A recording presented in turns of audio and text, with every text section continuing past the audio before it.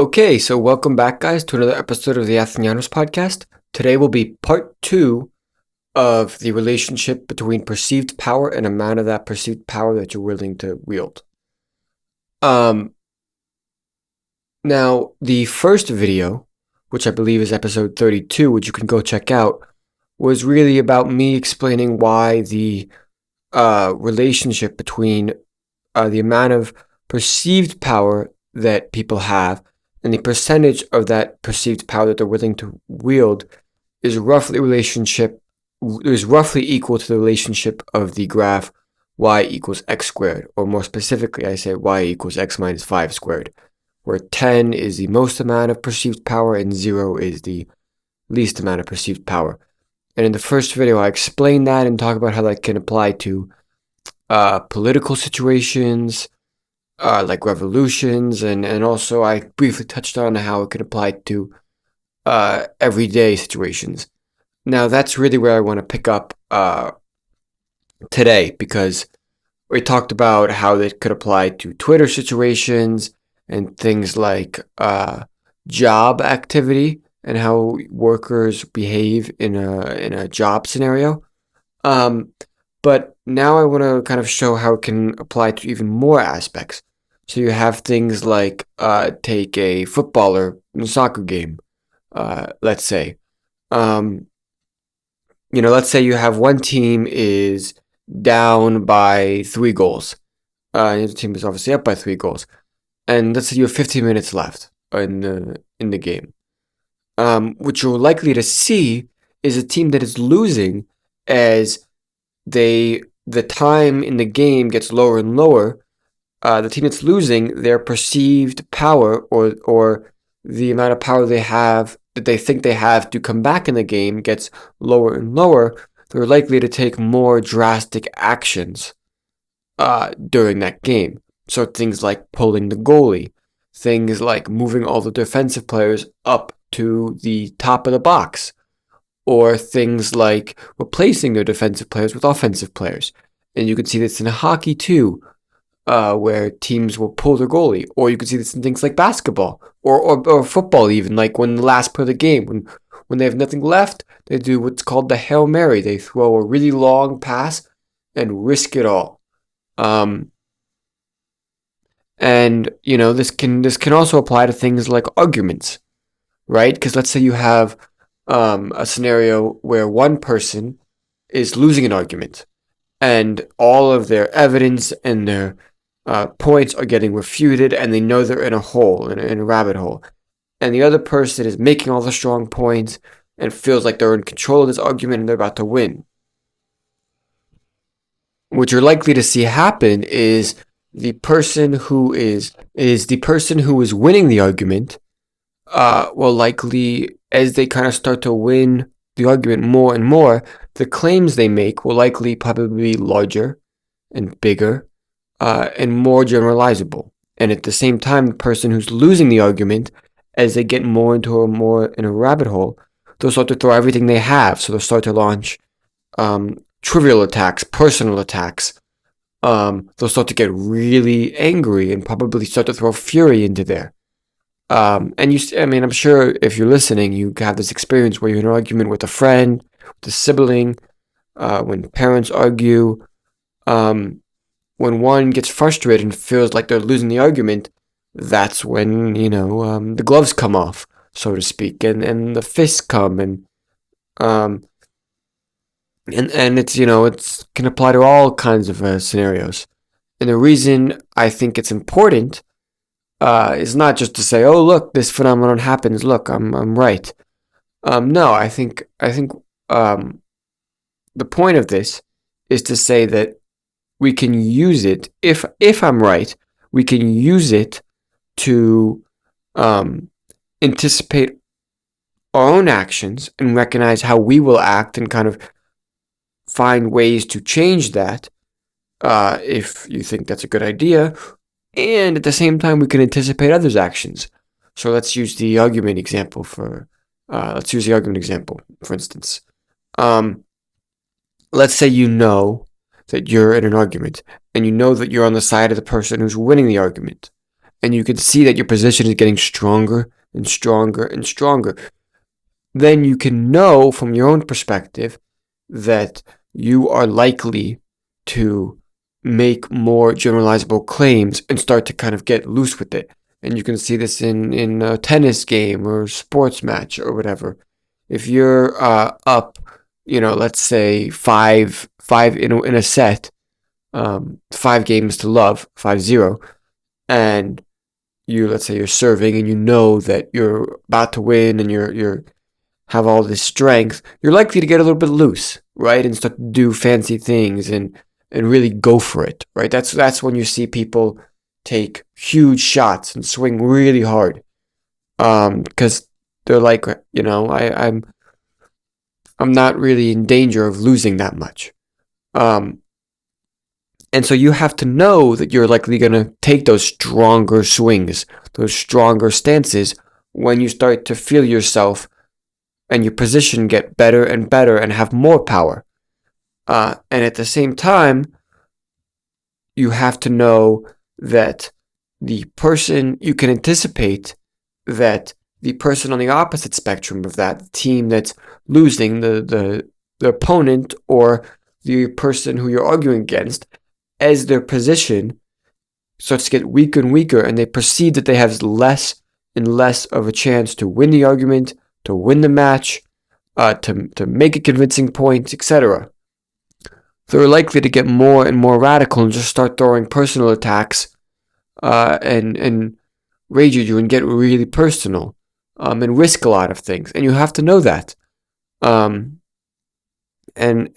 you can start to say, okay, well, this person is going to start to act this way, and I can be prepared for that and anticipate that and anticipate how I will react to that certain thing.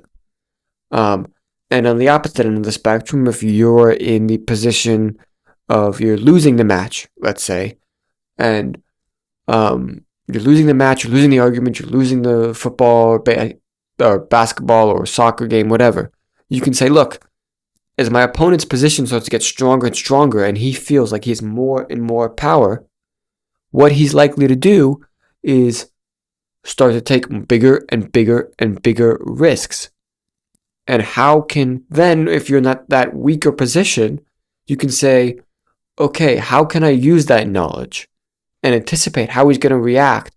How can I use that to say, because as you move up the spectrum of amount of that perceived power that you're willing to use, you become more and more vulnerable. So you can say, if I'm in that lower position, what can I do? How can I take advantage of the fact that I know that as his perceived power increases, he will become more and more vulnerable? What can I do to then improve my own situation based on the fact that I know that as my opponent's perceived power goes up, they're likely to get more and more vulnerable? So you can say, I know that, so I'm going to exploit certain things to improve my own position because I know that they're going to take bigger and bigger risks. And also say that as your position weakens, you have to stay level-headed and say, I'm not going to just take those big risks as if I would, as my tendency is, if my position gets weaker and weaker. I'm going to stay level-headed and make the right decisions. So that's one way that you can improve your life if you have knowledge of these things. And I'm sure there's a ton of scenarios, like if you can apply it to hunger, to thirst, to love scenarios. You could say all kinds of things, and I'm not going to go through them exactly, but you can fill in the gaps. And next, I want to kind of take this to a political philosophy standpoint, because I think when we're thinking about an ideal society, an ideal state, in terms of which regime, which state can be the most stable, right? If you think along these terms, you can say, okay, what does a regime need to be stable? What does a state need to be stable? Well, you need the people to be relatively conservative and calm, such that they won't take drastic action against the state or against the regime to disrupt it. Now, as shown in the first episode, and as I explained briefly here, how can you get the people to stay relatively conservative and in order to keep the regime or the state stable? Well, you have to create a scenario where their perceived power is in that middle range, in that 4 to 6 range, right? Where they think they have some power, but they also don't feel like they have too much. Because if they feel like they have too much power, well, then they're going to start to wield it, and a lot of it, and they're going to start to disrupt the state and take control of the state. But at the same time, if they don't think they have any power, and they think that the perceived power is very low, they're also going to be willing to risk a lot of that to overthrow the state. So what can the state do? What can this state or the regime do to create these ideal scenarios where the people are stuck in that 4 to 6 range? Well, there's things like giving people elections, allowing people to lobby, referendums, allowing people to vote, to donate to campaigns, etc., that they can do to have marginal protests, to gather, to organize. These things that people can do to feel like they're having power or influence, let's say, because that's really what power is, the capacity to influence a result. So if they have that, if they perceive, you can create all these things where people think that they have some sort of power, but not too much. And that's a very tricky balance. Now, a lot of the reasons people say that the democratic regimes are the most stable is because they really give the people a sense of legitimacy. They feel like they have some sense of power. But remember, what's important here is not actual power that the citizens have, it's perceived power. So the citizens can actually, in reality, have very little power or very little capacity to influence things. But so long as they think that they have power, so long as they perceive that they have power, then they're probably going to be more conservative. So from the regime's perspective, what they want to do is they want to create a system that will likely give them the most amount of security, the most amount of power, but at the same time, give the citizens or the folk the impression that they also have a lot of perceived power without actually giving them a lot of that perceived power. Because then they have the regime, the state has a lot of control and a lot of power over the citizens to do what they want. But at the same time, the citizens are fooled, let's say, or deceived because they think that they have capacity to influence. They think that they have perceived power, but in reality, they can't do anything. And so that is the ideal scenario for the regime, because you don't actually give them power in this ideal scenario. You just want to allow them to think they have perceived power. That's a very, very complicated thing to accomplish. And it requires some degree of deception, trickery, and manipulation. And because citizens are not robots. They're not stupid. Although potentially if you turn them more and more robotic, that can be a way to implement this, but that's a story for something else. Because what you can see across the world, right? Democratization.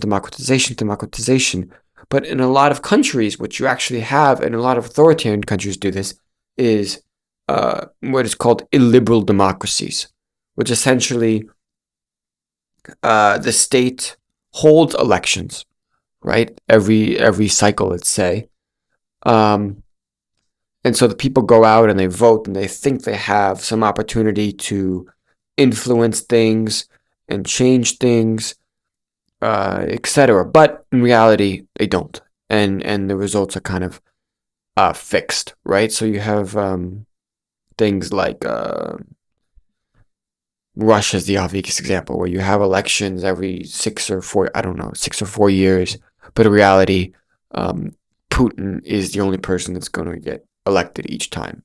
Now, there's different degrees to this, right? Because you can have illiberal democracy where you host elections, but it's so obvious that there's no real competition, or that people have no real power over who's getting elected, that you're not really doing a good job of deceiving um, the citizenry to allowing them to think that they have a large degree of perceived power.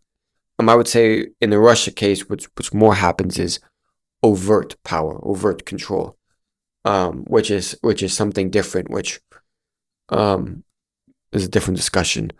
But there's groups like Russia where you have you have kind of this. Well, to be fair, right? You probably have some people I don't know this certainly, but you probably do have some people in Russia that still feel that the elections are fair and honest. And you have things like media coverage, and all of these things that can allow the people to think that it's a real that they have real power in influencing things.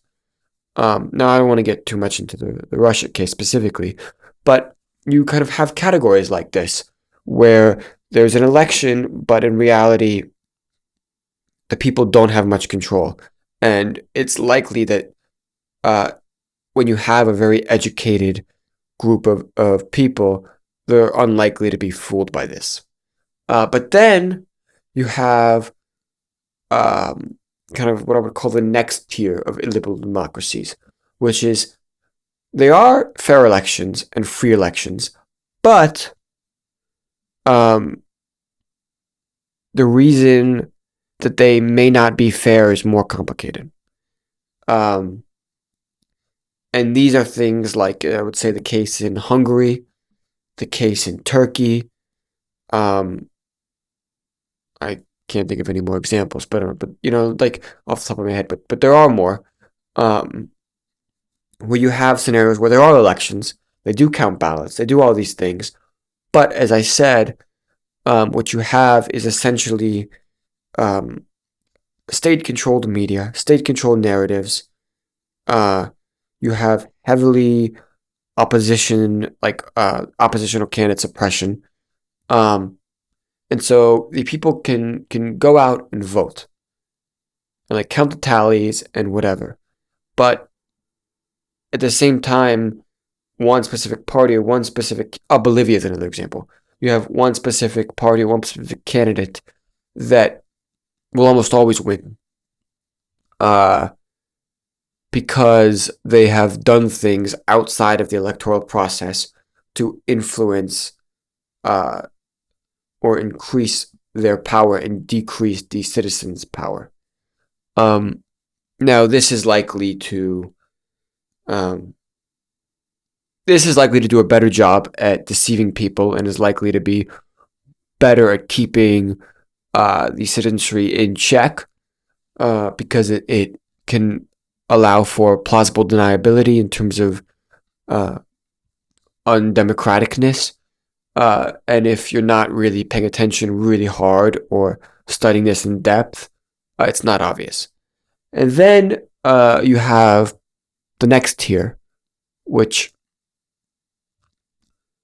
is a lot more complicated and is a lot more difficult to recognize. But this is what I would say is what I would say the thing in the West we call liberal democracies. And these are often thought to be the most stable regimes. Why? Because the people perceive that they have real power to influence the elections. Now, I'm not denying that they don't. Elections, as far as I know, are in places like the US, places like the UK, places like Germany, they're counted fairly, they operate fairly, and you can vote for whoever you want. Now, the part that I think the government can do to kind of finagle that perceived power relationship is um, in I'll just use the case of the U.S. You have things like the voter system, like the electoral college voter system, where um, essentially many of the states, the result is kind of fixed, right? So if you're in New York, California, pretty much, at least in terms of presidency, it's going to be blue Democratic. And then if you're in like Alabama or Texas or Mississippi or whatever, it's probably going to go red almost always. So if you're a blue voter in Mississippi or Texas or Alabama, your vote is unlikely to have a lot of sway. And if you're a red voter in New York, California, your vote is also unlikely to have a lot of say. But these aren't, overt things that people mention or talk about. This is just baked into the system. And another thing that people can do is you can say, okay, money, right? How do you get campaign money? Where are these campaigns coming from? Or what about ads that play on TV that influence what people think? There can be a lot of manipulation in terms of where the money to campaigns comes from. So one particular lobbyist or one particular interest group could donate a ton of money to one particular candidate. And because of that, that candidate is not really working for the people or doing things for the people, but in reality, he's just he's doing things to secure that money or that support from that lobbyist group that's going to influence his position. And so in that case, the citizens don't have a ton of say over what the government or the state is going to do or act because the ordinary person isn't donating, millions and millions and millions of dollars or can't donate millions and millions and millions of dollars to this campaign. So they're kind of stuck powerless. But again, this is something that can be tucked away or hidden. So the people still think that they have a large amount of perceived power. And then there's things like the security apparatus of the state, right? So the state could have a really intricate, really strong security apparatus that essentially protects the state or the government from ever being overthrown, overturned, etc. So that it's pretty much impossible for the citizens to do anything if the government is all in cahoots and is abusing their power a lot, but also are collectively against the citizenry.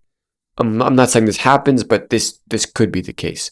But if they do it in a way that's not overt, and the citizens, like the Foucaultian, what's it called? Like the penta something. Basically, the hospital or the prison where the panopticon, something like that, where you have the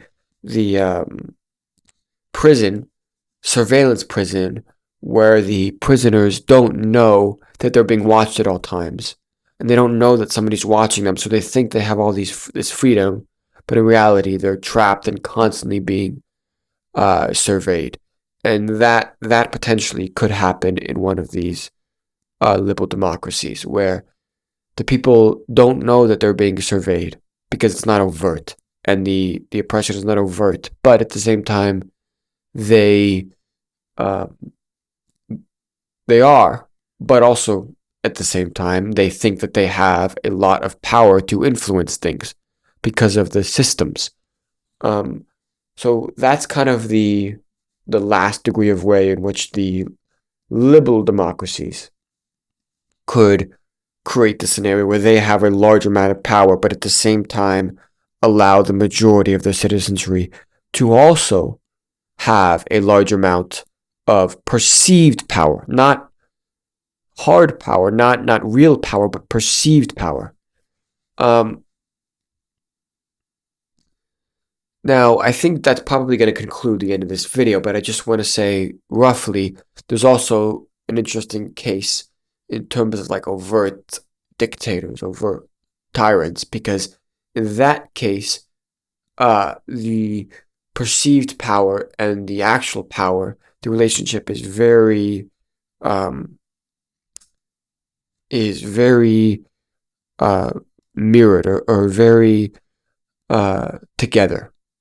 It's connected because with an overt tyrant, an overt dictator, the overt power that they have is easy to recognize from the citizenry. So they know that they don't have a lot of power, right? They know that they're being obviously suppressed. And so there's no fooling there.